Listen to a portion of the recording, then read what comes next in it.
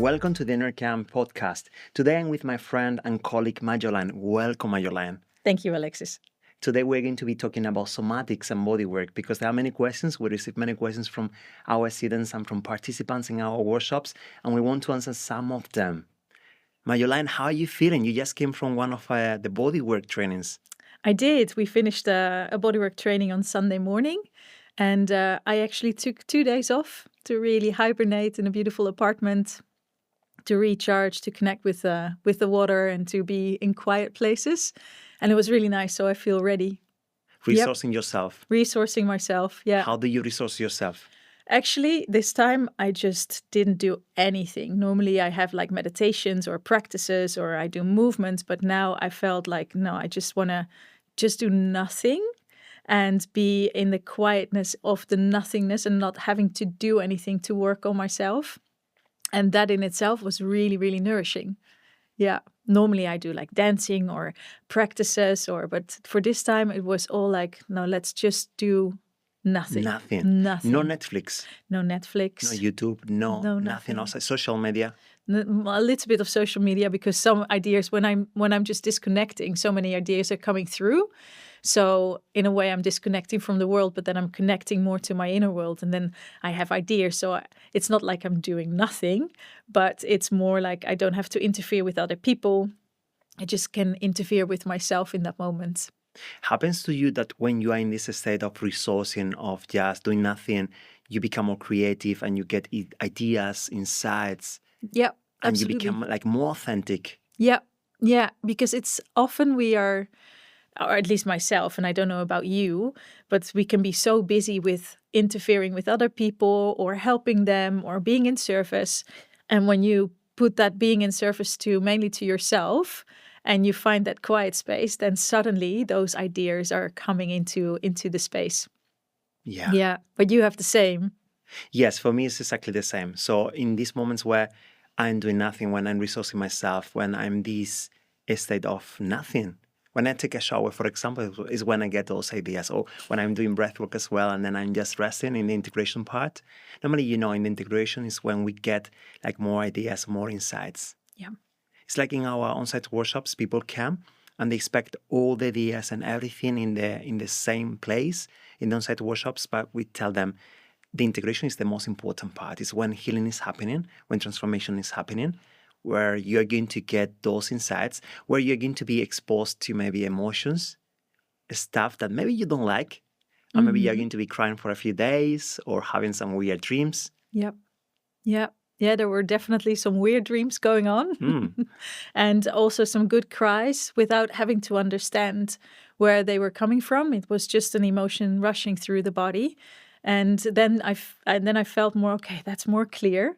And I think that was the hibernation and doing nothing, just to feel what needs to come up, what needs to be felt, what needs to be sat with, and then moving through those layers instead of like trying to overanalyze it or, oh, this is because of this and I did too much of that. And instead of like letting the mind interfere with that, just feeling what is in the body, but at the same time not forcing it. At the same time not forcing to feel something, just letting it surface.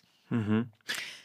You just came from one of the trainings, bodywork trainings, and then it's fresh for you. What do you think is the most shocking part, the most shocking thing for the students you experience in this training? That's a very good question. I think that the most challenging aspect is to shut down the mind and to just be with the feelings that are arising without having to understand why they are there. And many students are coming in, for example, from breath work, and then they can go into different places and there's so much clarity and they understand and they can connect. Whilst with the body work, it is much more about being in the moment and letting the body express and feel what is inside. And I think that is one of the most biggest challenges, not to want to connect it. Oh, it's because this is what happened in my childhood. This is what happened when I was like 16. But just to be with those emotions. And I noticed that within myself as well. And I think this is one of the questions that the students were bringing in as well. How do I shut down the mind? And I was wondering if you could share something about if that happens to you as well. The mind is interfering and how you deal with that. Yeah, I think there is a component of ego mind here. So the mind wants to know many things. They want to understand everything, all the traumas, all the blockages, and it's not possible to know everything. So we come to those workshops, to those sessions, and then we don't understand 100% what is happening.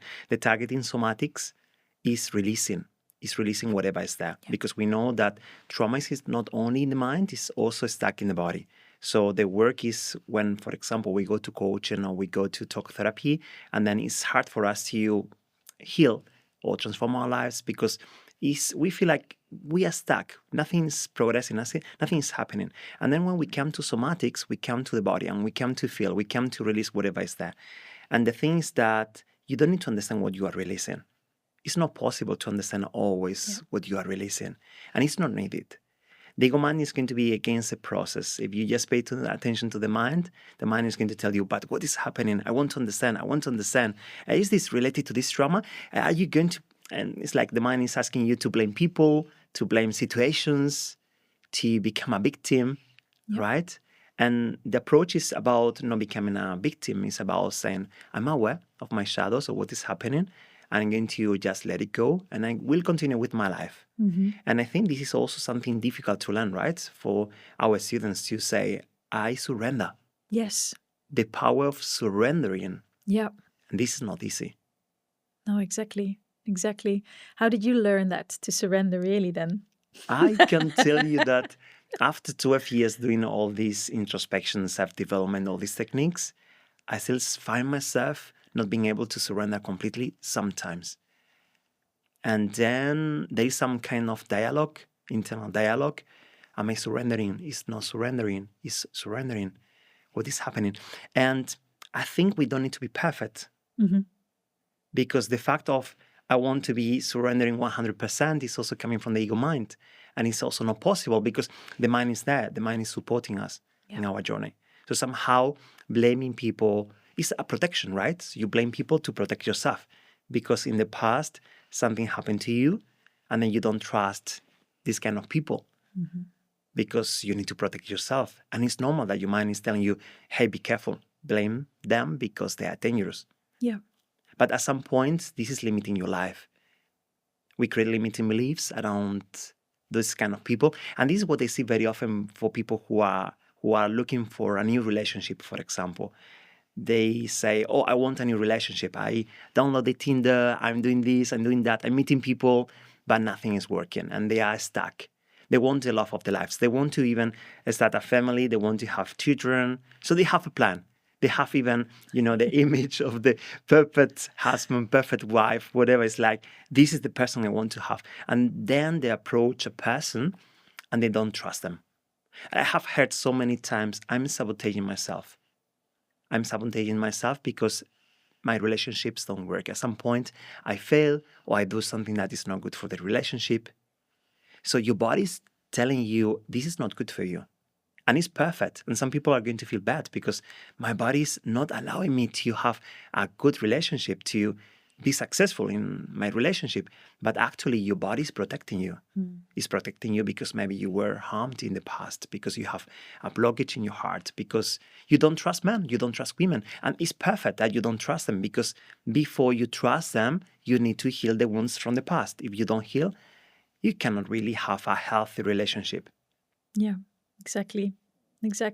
So what I hear you say basically is know your shadows, know your limiting beliefs, and study them and be with them and sit with them rather than trying to do something else, but to become clear about those shadow aspects and those limiting beliefs within yourself. Because when you do that, you can make that shift in, okay, when I'm in the relationship, for example, and these triggers are coming through again, are they really happening, or am I looking through the lens of that traumatized or that hurt, wounded child, really, right? Yes. And the body is communicating all the time to you. It's telling you, this is good for you, this is not good for you. Do you have this experience in the past with relationships that your body told you, this person is good for you, this person is not good for you, or maybe they are crossing boundaries? In love relationships, I've been very lucky, to be honest. I've never really had a relationship that was horrible, or that was invasive, or that was without any boundaries. And I've been in a relationship now for 20 years, so I have to dig really deep into the history. But in friendships, definitely, or in work relationships also. And I think if something doesn't feel right, I can go on for a very long time until something breaks, like the boundaries are being crossed and they're being crossed and they're being crossed, and I'm not setting them really clearly, because I can see that a lot of these things are actually my part. If I'm not clear in my boundaries, people will cross them, whether they are love relationships or whether they are friendships or colleagues. But for me, I shut down when I feel like the boundary is crossed so big and I can't hold it. I shut down. And when I shut down in a relationship, then I need, like, the only way to get out is to kind of like distract myself, to get out of the situation and to hibernate. And then I can see it and make the change. So if I feel like within a relationship I get into this free state, I know that there is something that I need to change within that dynamic.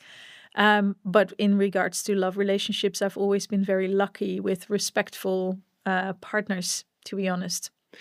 This is amazing. This is really great that you had this life and not like big issues with love relationships. Do you think your education with your parents played an important role there? Well, that's very funny, because I think the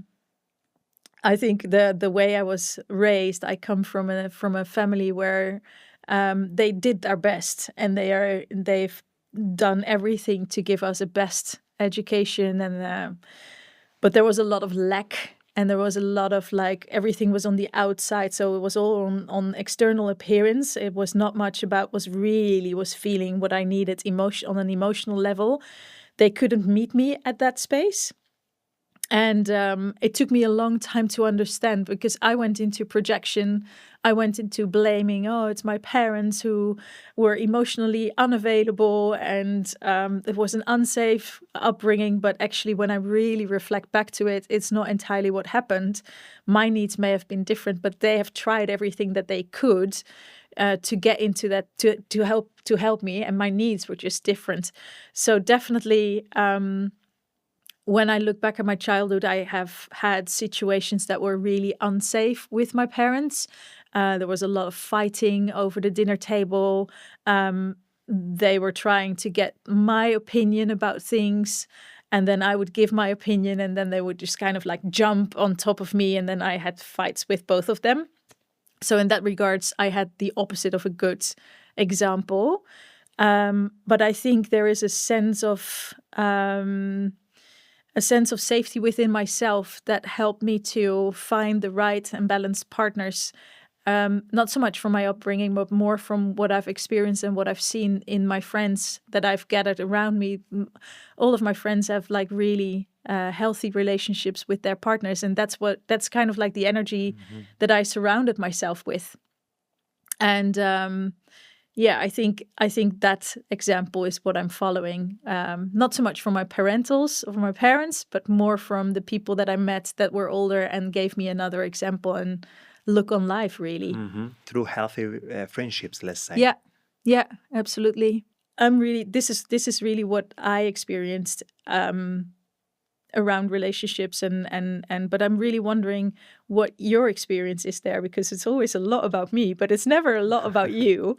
So I was wondering, and I think the listeners here would be very interested in hearing a little bit more in this podcast around you. So could you share a little bit on this topic in your own experience?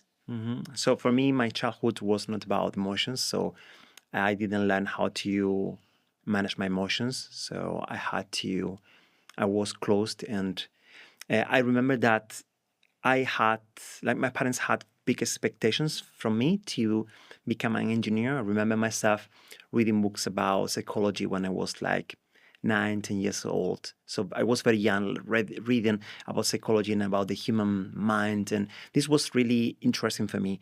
And at some point, I remember even my father coming to me and saying, you need to do something more serious. You need to study maths and something that is going to help you to earn more money in the future. And I remember at some point also the tutor at the school calling my parents and saying, hey, talk to your kid because he should focus on studying something that is going to bring more money. It's like engineering. He should become an engineer. And you know what? I studied engineering. I went to the university. I studied engineering. I studied 3 degrees because for me, my understanding is that this is the way of receiving love. If I study, if I become an engineer, if I study all these degrees, and then I show to society, to my parents that, hey, I have all these degrees, I have all this knowledge, then I'm going to be loved. But what happened afterwards? What happened is that I didn't feel love. I didn't receive this love back because this was not about titles and diplomas. And this led to my crisis, to my life crisis when I was close to 30 years old, like around 12 years ago. And it's when I realized that I was not doing the what I wanted to do. I didn't have a job that really made me happy at all. So this is the way for me to learn. And if I talk about love relationships, I made many mistakes in the past, I can tell you. So I did many things wrong. I didn't know how to communicate. So this was one of my problems because I didn't learn with my family. So we didn't talk about emotions. We still don't talk about emotions. And this was a taboo. We're talking about emotions, about feeling sad or about feeling happy or any kind of emotion was like something that we don't discuss. Come on, this is not here. We are not in a therapy. Did you also, sorry to interrupt you, but did you also feel like when you had an emotion coming through that you needed to justify that emotion and to explain that emotion before you could really like express it? Yes, and hide it as well. Hide it as well. It's like part of me, but I don't want to feel it. It's like many of our students who say, I don't want to feel, I want to avoid those emotions. I want to release those emotions. So they're thinking that the ideal state or the dream state is a state where you don't feel anything, where nothing is happening, where you feel just bliss, happiness, and they are not unpleasant emotions. So this is what happened to me, and I was looking for this state where I was going to be happy, and I didn't find this state. And it was with body work, with breath work, when I started to connect to the emotions. Yeah. And to understand that emotions have a lot of meaning, and they are telling us something. They do. Yes. But I think that is when we're moving from being dissociated from our emotions and from our bodies, maybe even moving back to being connected, then suddenly the challenge is that you have to feel all that is inside and express them rather than pushing them away. And so it's easy when you're in that space to kind of like move away from it again and run away from it again, right? Yes, totally. And something I also realized is that now I can even see emotions in people. So I don't know if it happens to you as well, but I can see with the posture. It's like in the past, it was really hard for me to connect to emotions and to see emotions in people. It was like I put all the emotions in a black box. But right now, it's like it's very easy to see emotions everywhere. I see them in myself. I see them in people. I see the posture they have. How do you see that?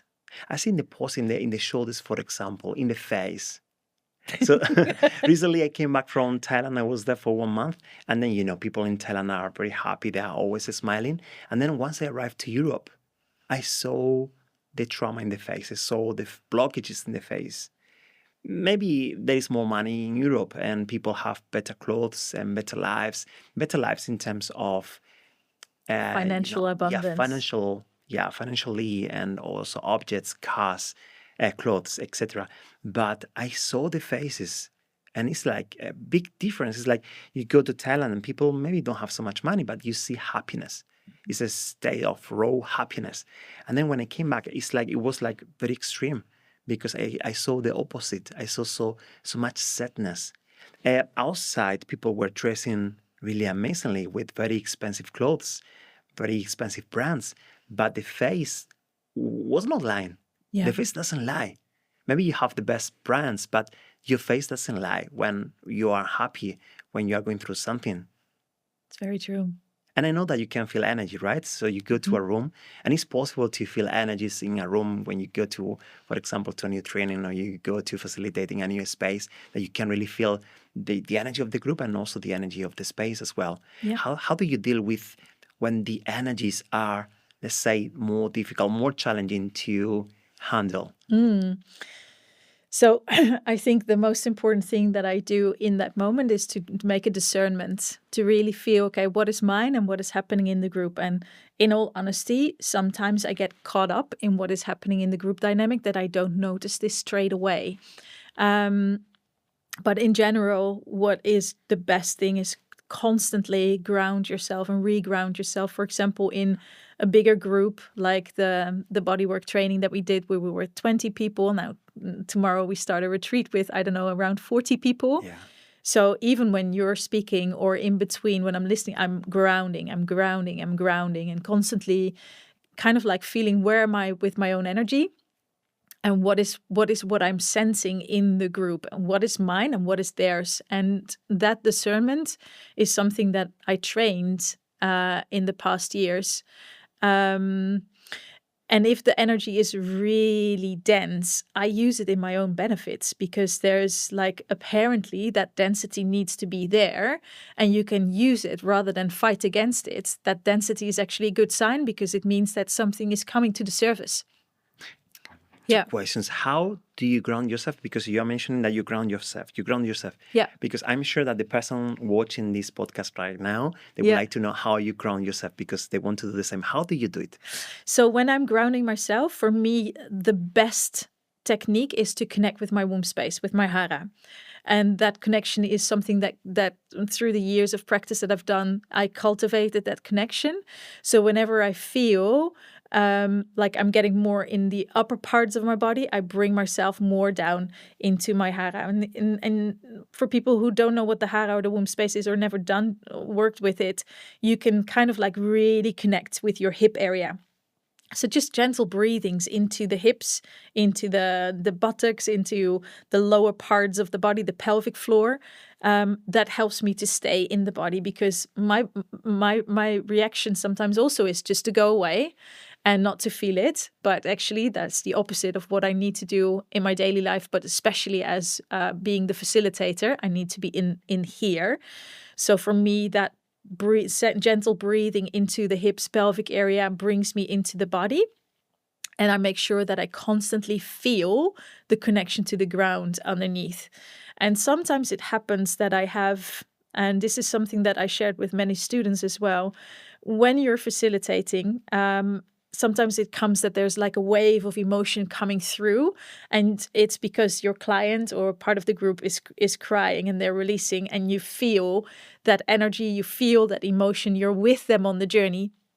And we always say that is when you're no longer space holding, but it happens, and it happens to me still as well. But what's been really helpful was to kind of like visualize that I'm breathing. So when I'm exhaling through my kidneys, and I let this emotion just kind of like be released from the back of my back outside. So I visualize that it's a blue light or a pink light, whatever that whatever is in my body that is not mine can release my body. And most of the students who are doing this, they're like, it's magical, it works. And it's like, yeah, it does work. But that is like the in the moment practice that I do to kind of like get it out of my system and to regroup myself, and to then again ground myself in the body. But for me, being in the body is key. Mm-hmm. It's key for everything. If I can't be in the body, I can't be a space holder. And the second question is, you mentioned that when you go to a dense environment with dense energy, you can take advantage of that somehow. So how do you do that? I mean, I can imagine that you go to a place with not so nice energy, nasty energy, let's say, and then you don't feel comfortable. You feel, oh, what is this? Yeah. How do you feel good? So often what we are perceiving in the external is also something that we have inside of ourselves. So if we are seeing something, what we witness in another is what often has some root within ourselves. So if I witness that there is density in the space, I honor my body for recognizing it, and I connect with the light within and use that light to kind of like dance, and this sounds really woo-woo, but it's kind of like the light that's within my body, whether that comes from my heart or from my womb space.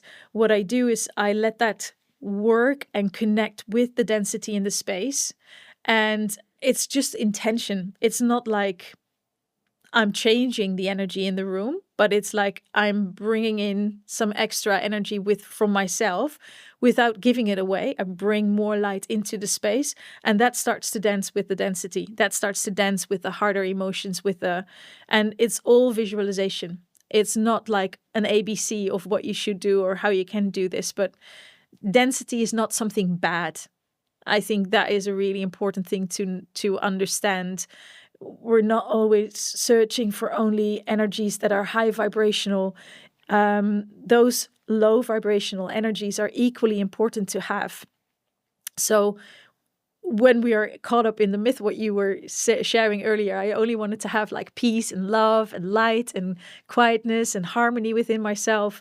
That's wonderful. But actually the change hardly ever comes from that space. The change really comes from when we are allowing ourselves to feel those emotions that are more challenging to feel, like anger, like grief, like despair, like frustration, like rage. And and that's the density often that we can feel when we walk into a room. It's the density because there are unexpressed emotions. And as a facilitator, when we are creating a space that is safe enough for these emotions to be felt, and we can use our own light to be the kind of like the what's it called, like the lighthouse in the space, people will feel safe and they can express it. And as soon as they're expressing these, they're giving space to these kind of emotions, that's when the energy starts to lift. I don't know if you've noticed that within yourself. Sometimes you can just feel heavy, right? You can feel heavy in your body. And then you do some somatic practices or some breath work. You maybe have a cry or you punch a pillow or whatever. And then afterwards you feel like, oh, I can breathe again. That was or you had a good cry. This is how it works with dense energies in the space. Density is just unexpressed, heavier emotions, but they're just as welcome in the space as long as people are expressing it, because otherwise it's a build-up. Yeah, and you explained really great. Of course, always great. The thing is that, you mentioned it's not woo-woo, but there might be people who go into a spiritual bypassing. Mm-hmm. And then they start just looking and thinking about lights, and they're not here anymore. Yep. And I think there is a thin line between a spiritual bypassing and then being in the present moment. Yep, absolutely. Have you had a spiritual bypassing? Absolutely. I've definitely done spiritual bypassing myself. I'll be very honest about that. And I think it takes really honest reflection and real honesty to yourself where you're doing this and where you can take responsibility for yourself. One of the things is wanting to be always in the light and wanting to be always in I'm such a beautiful human being and everything is going in divine timing. And yes, in a way that's true. But if you want a change, you can sit and wait until the divine timing has arrived. But that's not taking responsibility. So those terms that we are receiving in the spiritual community is not always what it's, ultimately it's what it's about, but we have to take responsibility for ourselves. If we want to change, we have to make those movements towards the change in order for it to happen. If not, we're just in the bypassing situation. It's the same with what we're seeing right now a lot, is that people are pretending to be shamans. They're pretending to be enlightened. We always make fun of that in the trainings when we're together. Like, oh no, you don't have to do any work around yourself.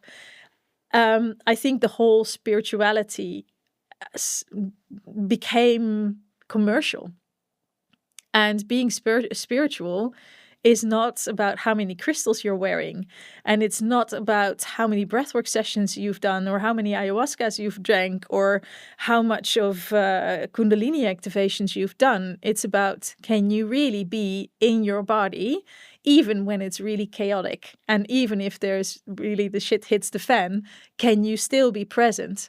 That is, I think, the best definition of being spiritual. It's not about the feather in your hair or the beautiful dresses that you're wearing. It's about, can you be real? It's about following a guru. Yes, but everyone has to follow a guru. You're my guru. No, yeah, following a guru is giving your power away to something else.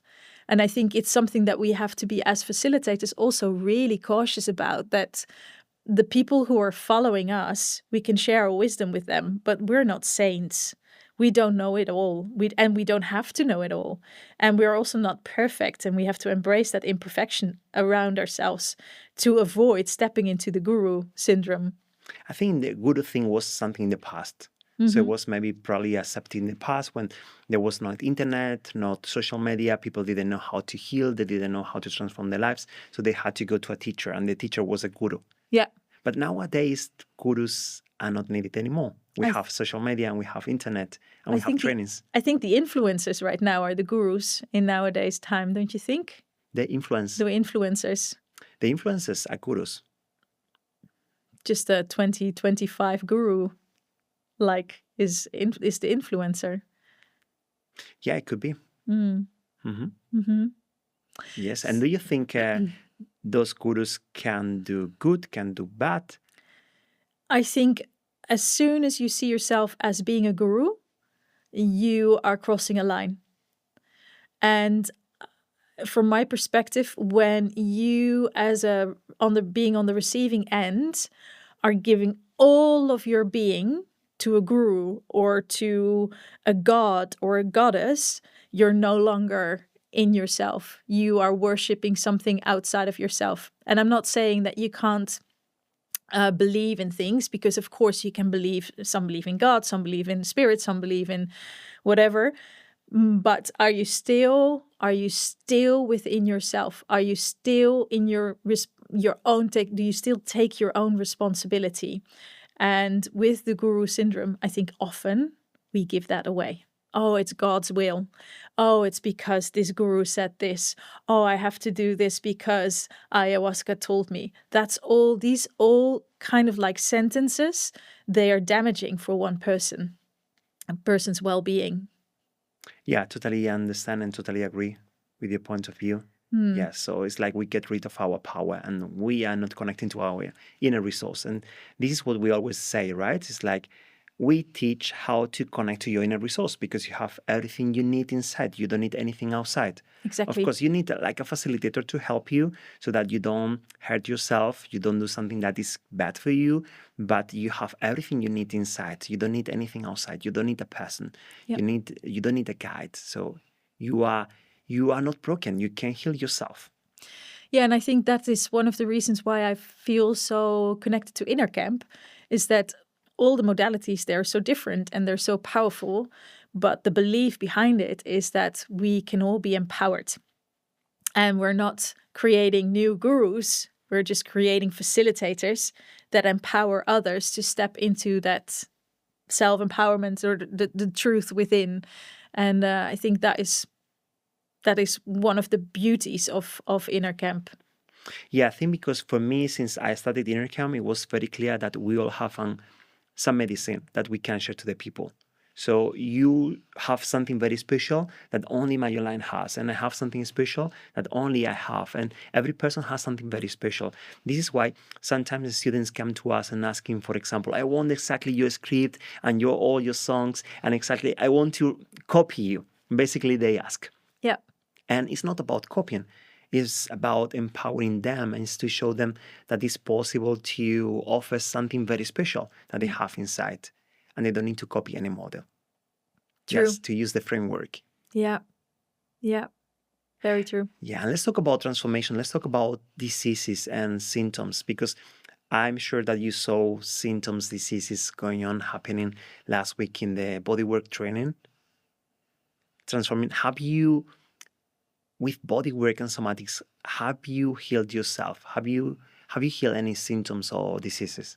Absolutely. So I think I was, after giving birth to Bodhi in 2014, I had a very traumatic birth with him. It was horrific. So if you're pregnant, don't listen to this, only happy birthing stories.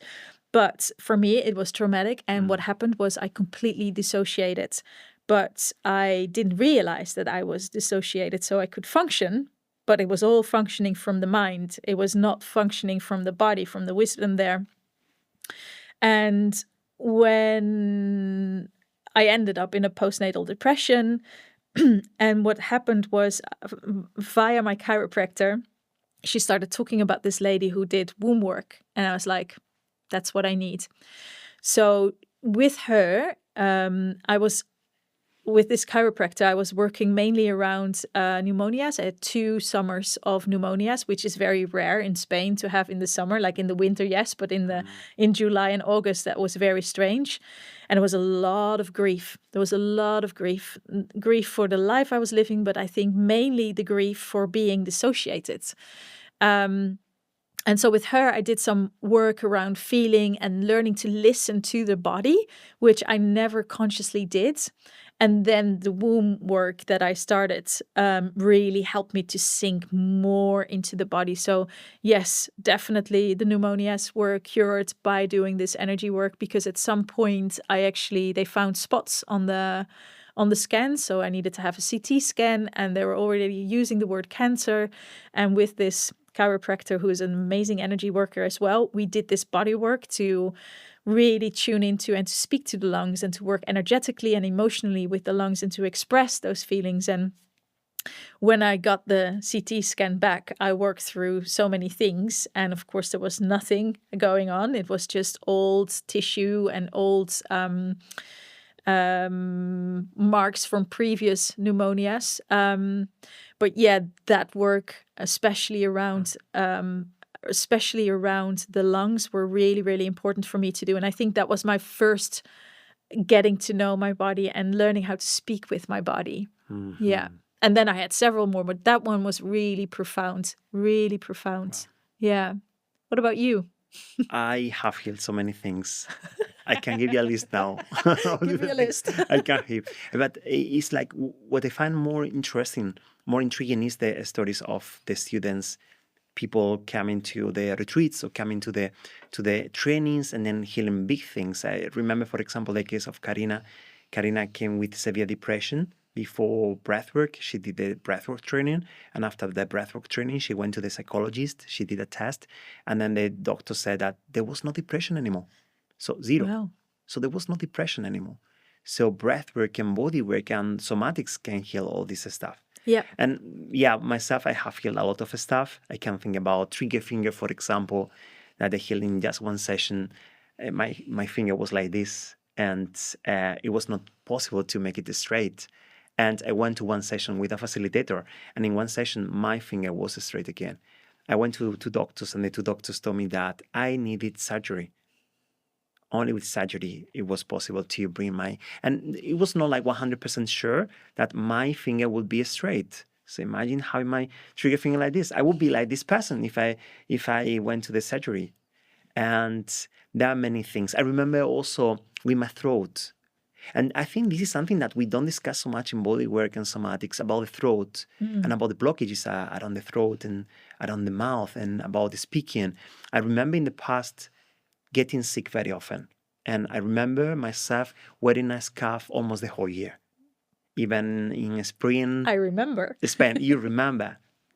And wearing this scarf and getting sick super easily, even if it was not like cold outside. Mm. And at some point I realized that I had a big blockage in my throat. And when I was able to release this blockage, I was not sick anymore. Mm. It's the same as well with, there was a time where I was using too much, like, those sprays, nasal sprays. And I was sick very often. I was using those sprays very often as well. And I spent like months using the spray. Yeah. And I didn't really stop to think, hey, what is going on? Why do I need to use a nasal sprays all the time? So why is my body not able to heal? And I remember my mom calling me at some point and telling me, hey, you're using a nasal spray. This is not normal. So because, my mom knows everything. She's like ChatGPT.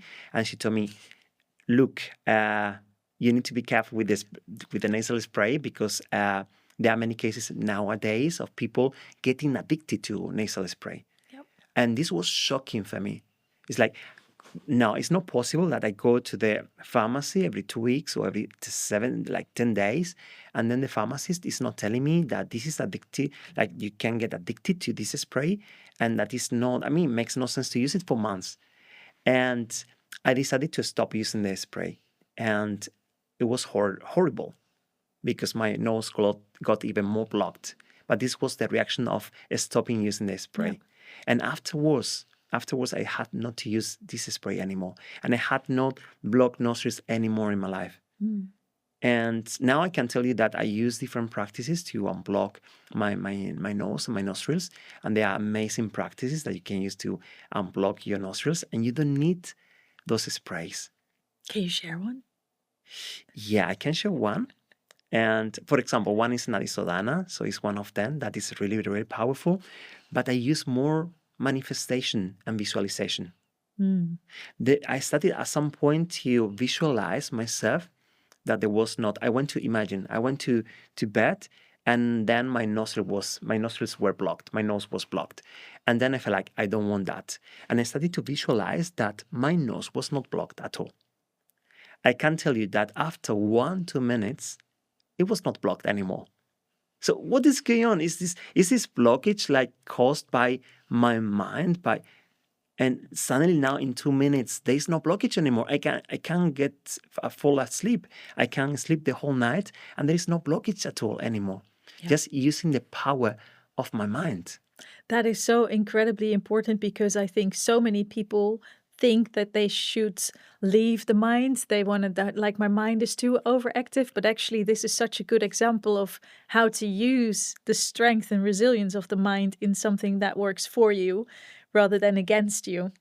Yes, totally. Yeah. I have a friend who is a triathlon athlete, and before his first triathlon, he had a song, and every evening before he went to bed, he put that song on, and he imagined that he was getting into the water and visualizing, and he was going on that, and he did that in his 7 or 8 months preparation. And when he went into the water, he knew exactly he could get through. So he visualized his whole triathlon by just doing this practice every evening, and he managed to walk it, to run it, to walk it, to swim, whatever. You need to do a lot of things, but just using that same kind of like routine in the mind. Yeah. Wow. Yeah. It's super interesting that on one side, using your mind can be really bad because you can create diseases and symptoms, and your limiting beliefs are going to block you, and then they're going to create disease. Yeah. And on the other side, the same mind can create success and can create health. Yeah. And I think when we're talking about the mind, there's a lot of work that we can do. Yeah, we can do somatic healing, we can do body work, we can do breath work. But then when we come out of that breath work, we need to integrate it. And when we're integrating it, we need to bring the mind into that integration and to see, okay, how are we going to integrate? How are we going to use that in our benefits? Because if the mind is still going into the old programming, we're not really fully allowing to land what the body has already released, and we can create new stories. So how would you, because I know that you're really good with this mind stuff, how would you guide people in, or help people, or to give some insights in how they can let their mind work for them instead of against them in that process? So what we are doing is we are using more and more NLP techniques and modern psychology when we are guiding breathwork, body work. So if you go to one of our on-site workshops, I know you didn't join any of our on-site workshops yet. Yet. I hope you join one. I hope so too. Yeah, one of the workshops soon. So we incorporate NLP. So we have, for example, one of the sessions, what we do is we think about limiting beliefs and we reprogram the mind. We look for empowering truths.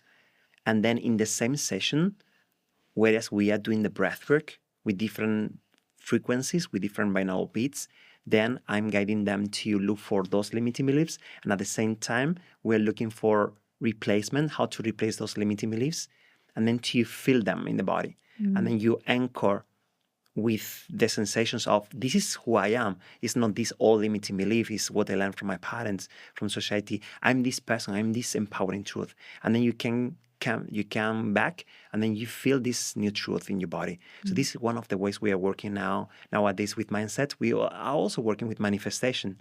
And the other day we discussed about an example of manifestation. Let's share here. Yes. So yeah, it was like when did that happen? Like 1 month ago, probably. Or maybe 6 weeks ago, more or less. So I'm going to say my part of the story. You have another part of the story. So we were recording a podcast episodes together, and then I went to the shower and was taking a shower. And this is normally my time when I'm getting more insights, more visions. And then in the shower, I thought, oh, I want to grow my Instagram account. I had like 3,000 something followers. So I want to grow it to 10,000 at the end of this year. Today is 15th of December. And at the end of the year, I'm going to do many actions. I'm going to do different stuff. And this is my target. This is my main target because this is going to help me with the business. This is what I thought. And then on the same day or the next day, our colleague Jade published the reel where we're like guiding one breathwork technique. Yep. And then this reel got viral. And we got around 1 million views, right? Yeah. Many comments. It was really crazy viral. And I can say now that I have more than 10,000 followers. We still didn't finish the year, but I know that something happened to you as well. Yeah, I think also, while you were taking a shower, I was reflecting on the year. And in the beginning of this year, I said, okay, I want to have 5,000 followers on my Instagram account. And I hired someone who was going to help me with that, but then she canceled her co-creation. So anyway, I just left it to be. And I was like reflecting back in that moment, hang on, what happened with my target around 5,000 people? Why is that? I haven't focused on that the full day. And then the next day it went viral and I saw the audience growing. I was like, oh, Alexis is putting some good money and investment on growing. And it was more and more and more. And then I contacted you and said, I didn't do anything. And so this was, I think, when two minds are... Double manifestation. The power of double manifestation. This is why in those workshops, when we bring so many people, hundreds of people together, and we manifest the same things and we go with the same target, is so powerful. It's like a vortex of energy, of manifestation. It's really powerful. Do you notice that as well? Because you're standing really in front of really big groups. Do you also notice that there is it is almost easier to work with such big groups because the energy is different in the space, but you can also use that to accelerate it? Yeah, I totally agree that when you have so many people in the same room, things go faster, activation goes faster, manifestation goes faster. So as soon as we change the music, the binaural beats, the frequencies, my guidance, my voice, whatever, so you see the whole energy changing very quickly. Yeah. When we have smaller groups, this is much more difficult because it's like less people, less energy. But in these big groups, you can see it super, super easily. Yeah. And you can feel it. And you can feel the energy. I'm normally on the stage, sometimes going to do body work to some participants, but I can feel it from the stage, all the energy, what is happening there in the room. How do you deal with that? How do you deal when there's so much energy in the space? How do you deal that to stay connected to yourself? So I have my own grounding exercises, and sometimes, it's not only about grounding myself. Sometimes it's about feeling.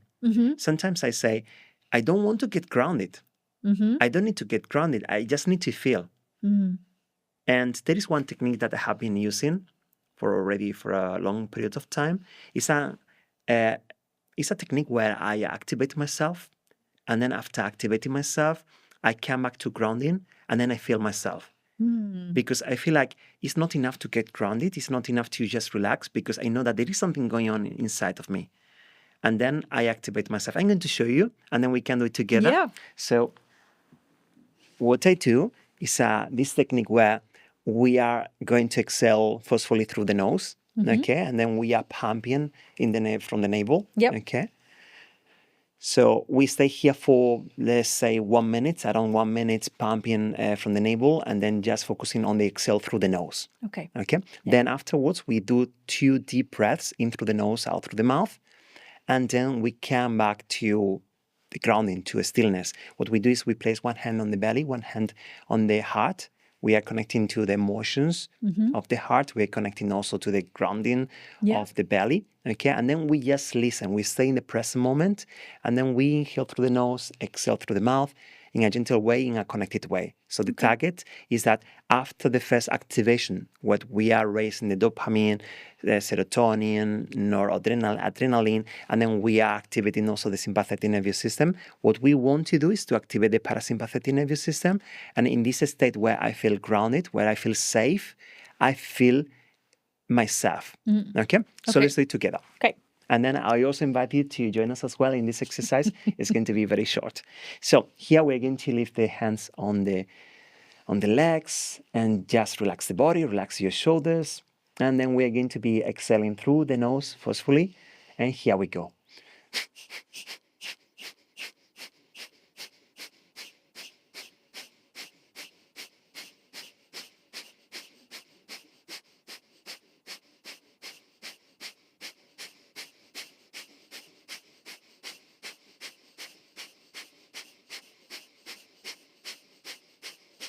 More seconds.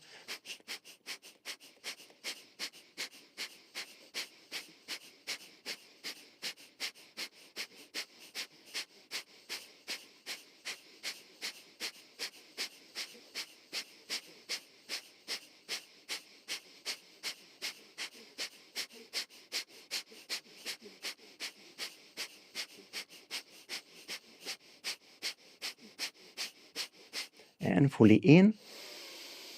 Fully out, fully in, fully out, and place one hand on your lower belly, one hand on your heart center, the middle of your chest, and with your eyes closed, stay here, in through the nose, out through the mouth, in a connected way.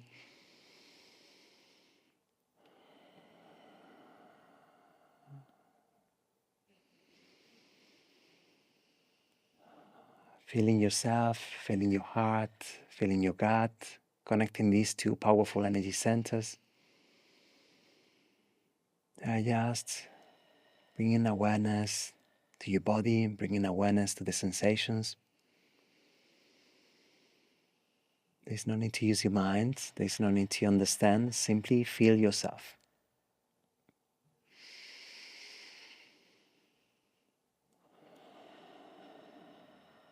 Five more deep breaths here.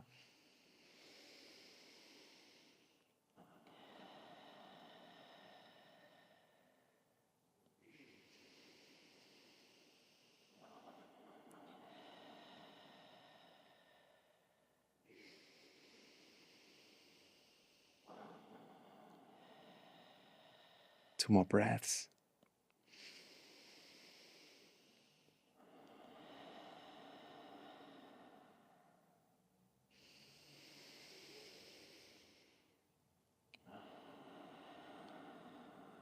And coming back and opening your eyes. How do you feel? I feel up there. Feel very energized. Very energized. Like everything is